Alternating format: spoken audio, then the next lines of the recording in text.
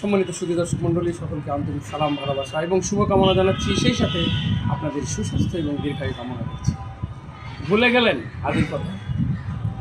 বাংলাদেশ কিভাবে চলছে এটা জানেন? প্রবাসের ভোট কেউ দুর্নীতি করে দিতে পারবে না, এটা বারবার প্রবাস থেকে বলা হলেও সেই ভোট বাতিল চাই মিথ্যা অজুহাতে। কারণ ওরা মনে করে আমাদের উপর যেমন মানুষের উপর ভরসা নেয়, আমরাও মানুষের উপর ভরসা করতে পারি না। তেমনই